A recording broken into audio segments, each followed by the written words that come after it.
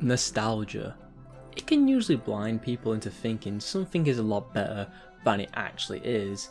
Like a McDonald's being this grand place when you're a kid, and now it's just any other chain, or reaching for some Pringles being big and full of flavour, and now it's just small and bland. However, when it comes to this game, I do believe it holds up even to this day. The game in question is The Simpsons Hit and Run.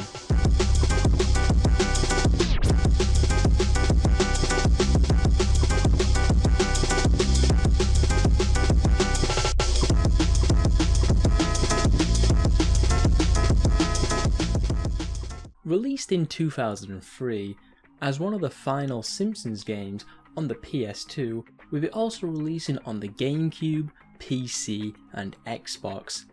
There are also games prior, being Simpsons Skateboarding, a Tony Hawk inspired Simpsons spin-off that no one actually even likes, and then Road Rage, which was also developed by the same company as Hit and Run, and shows some potential and is a fun crazy taxi inspired game set in the Simpsons universe that had saw better success than the second installment in the series.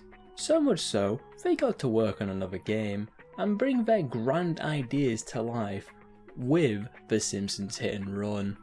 And oh boy, did those grand ideas work, as let's talk numbers. The Simpsons Hit and Run was a smash hit, selling 8 to 10 million copies worldwide, far surpassing both Road Rage and the skateboarding games in sales combined.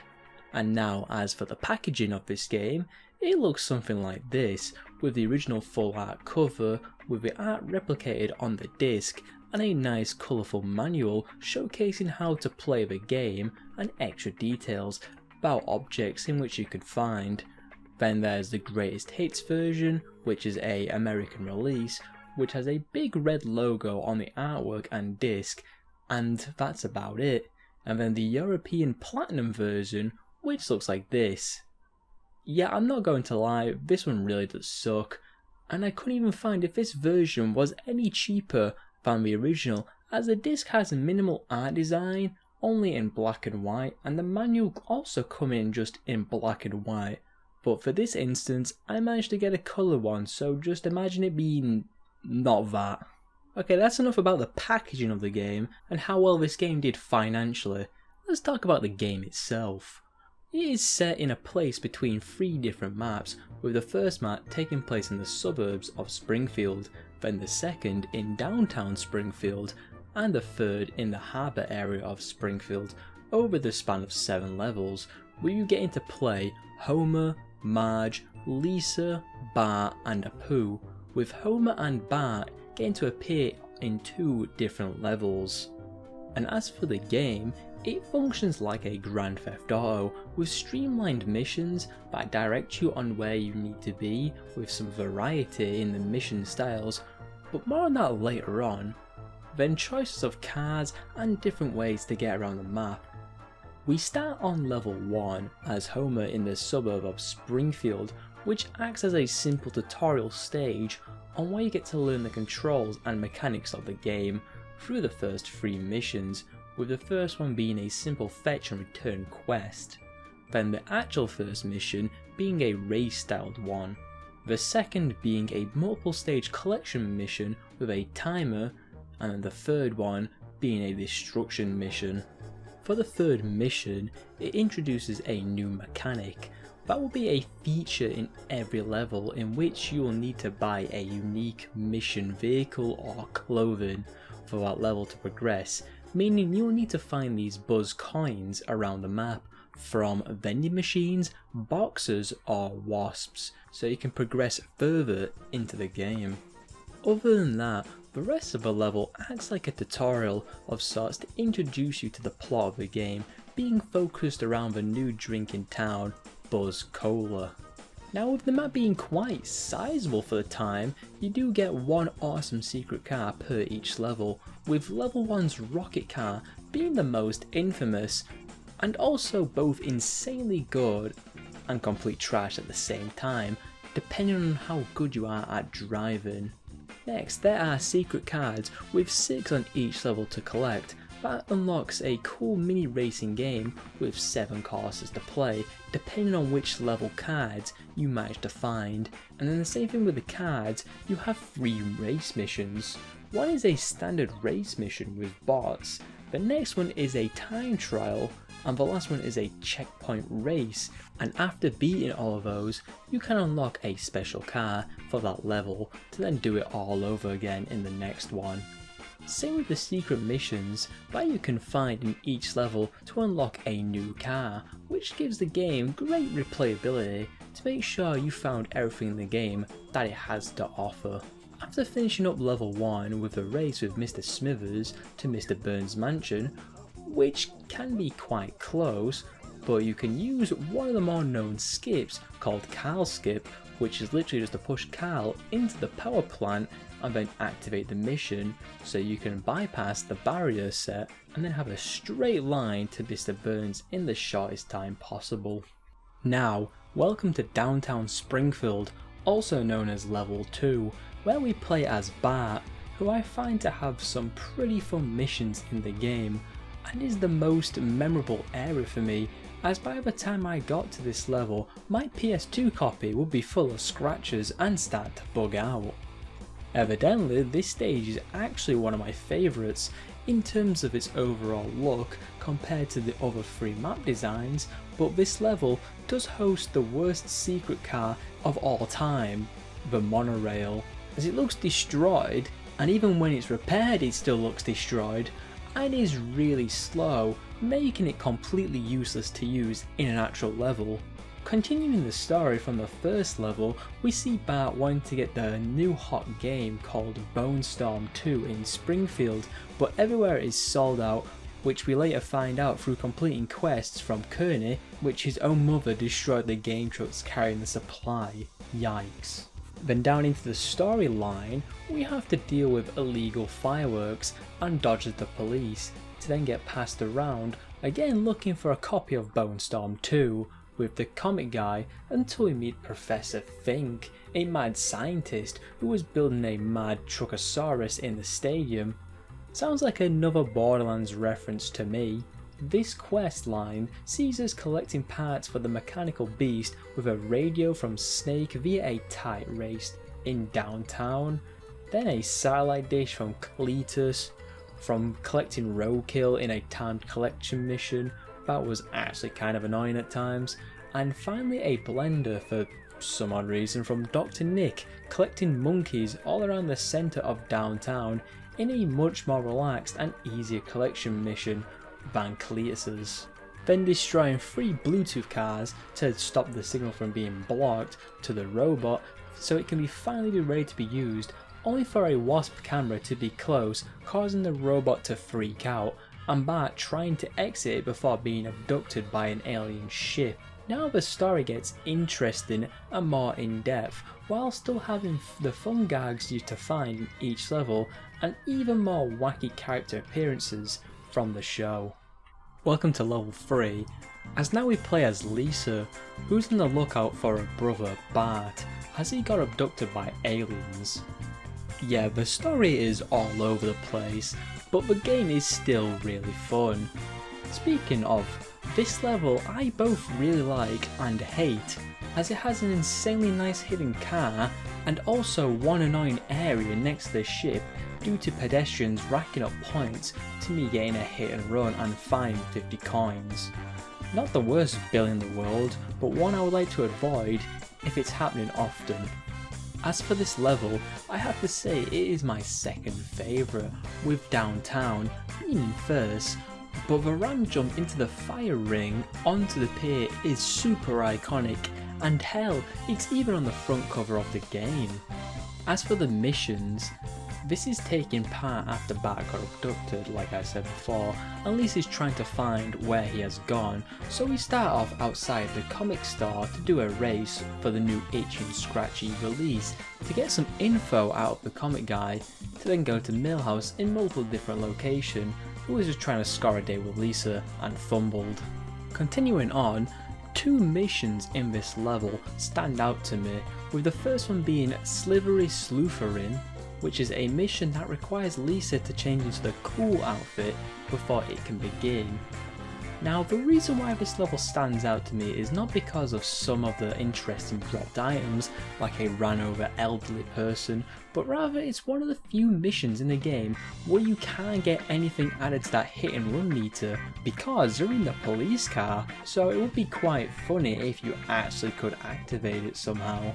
The other one being Fishy Deals, as it is a collect mission of 22 fish scattered around the map with a timer, and it is for that reason it took me a few tries to get it done, as there is one fish in particular that I would fail on. That fish was located at the bridge due to when I get there only having a few seconds to try and do the jump over the bridge gap and reach the fish before the timer runs out, but I'd always end up crashing and restarting due to the time running out. The rest can be a bit annoying, especially the destroy missions, seeing as there are two, with the last one being a destroy mission to an empty black car, supposedly having Bart inside, to then later find him located on top of the ship with a scattered speech, which leads us straight into level 4. Welcome to level 4, where we're back into the first map in the game, but this time set in the evening with Marge as our main character for this set of 7 levels. This is the first level that requires 2 outfits changes for 2 separate missions, but more on those later on. As for the map itself, it does have a really cool secret car, the quad bike, that is a lot better than level 2's destroyed looking monorail that is incredibly slow and doesn't have great turning as well, making it utterly useless for anything other than just something to mess around with. As for the story, we see Marge look into what happened with Bart, asking around the area for clues, leading to Buzz Cola, the new hot drink in the area, and how it arrived into Springfield, possibly by aliens. But we have to do some kind of annoying quests to get these sort of answers, like for instance racing Chief Wiggum, which can be quite close if you're using the standard car, but taking the shortcut to the left of the jump where the Simpsons house is located gives you just enough time to win that race. Then the Cletus mission. Oh, they are always quite annoying to do, especially this one, the ketchup packet harvesting mission, so they can feed on it in the winter. Yeah, no, Cletus' family was always quite weird in the show, no exception in the game apparently. This one mission I had to redo 3 times because of just the timings that are quite tight, and if you're not skilled or know how to optimize getting these packets, leaving a couple of seconds to get the last packet in the nuclear pan, whiff it and retry. It always did my head in that last one packet, and I always get close and just have to restart because I had no time left. Overall, this level wasn't too bad, but the difficulty does start to ramp up a bit, but nothing too hard, as remember, this was aimed at kids, so there's always a failsafe in place to help people progress further if they are getting quite stuck into the game. I also like to add the secret mission for this level I thought wasn't too bad, being a hybrid one for the comic guy to get his gifts back from a romantic interest that never made it her way.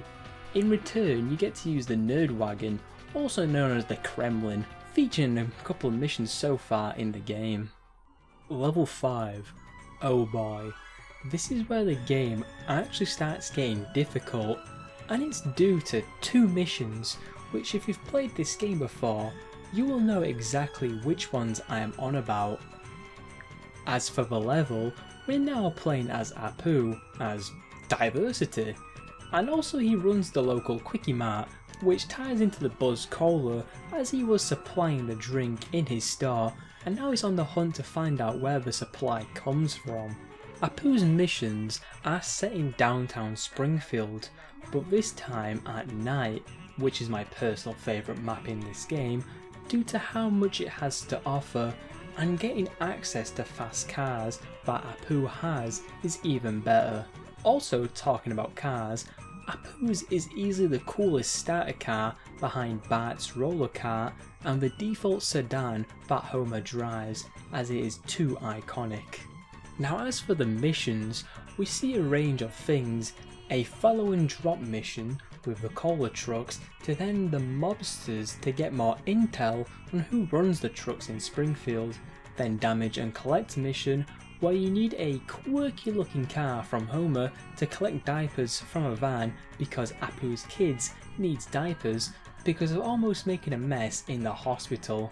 Yeah, the story is all over the place, but it leads us into never trust a snake.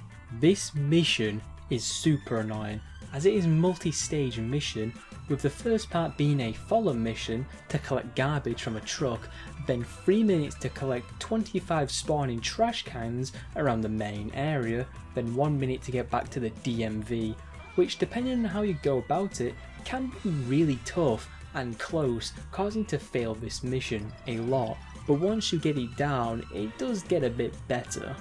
But it doesn't get better, no, as the next mission is Quick Cash, another snake mission as, shocker, he lied to us and still needs more community service doing. This one is a real pain as it is a multi-stage mission again, with the first to get out of sight of the police cars within a given time frame, then destroy an armoured van with the snake car, which mind you isn't very tanky, and you can see how hard this one can get for no apparent reason. Level 6 returns back on my second favourite map, and this time as Bart, as he only gets the good maps, and even this time even faster cars than before, as a sign of progression. As you start off with slow cars and then work your way through the levels, they get progressively faster.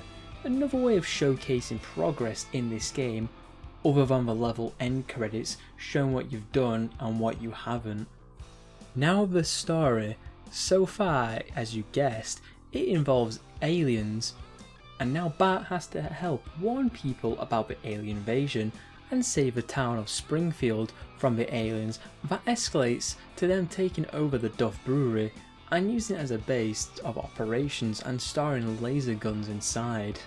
I was also going to save this for the last level, but all of the cutscenes in this game have held up not too bad in terms of the games being made in 2003 and also using 3D rendered cutscenes that even to modern day standards actually don't look too bad and also give the game a bit of charm as well.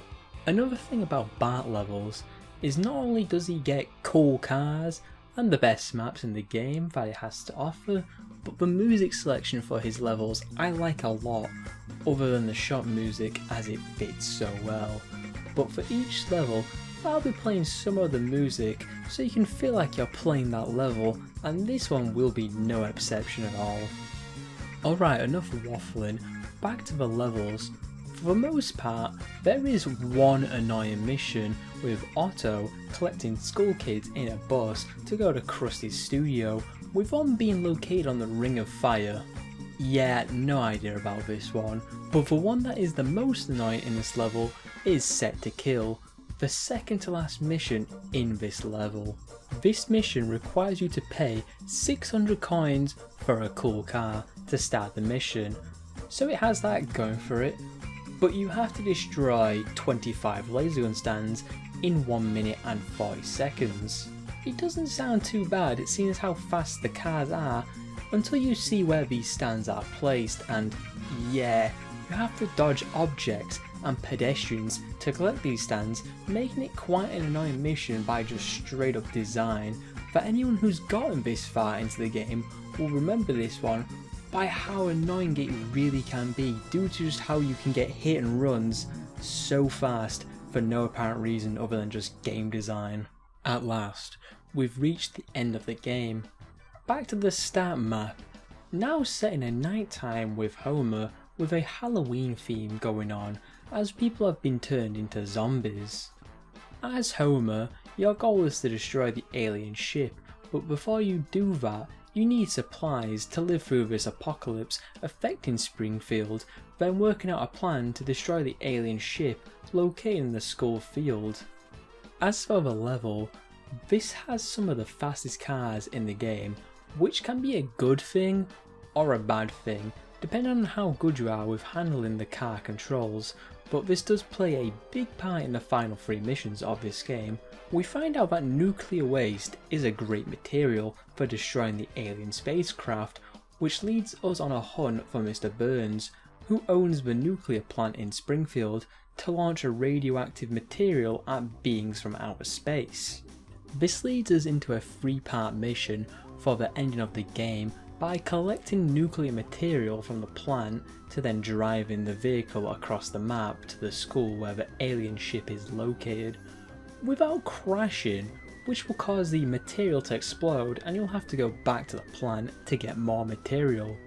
This can happen really easily, seeing as you have 1 minute and 30 seconds to get there, then the 3rd and final mission with Grandpa's car, 1 whole minute. Yeah, this is really tough, but I think the ending cutscene is a great payoff for having this mission at the end of the game.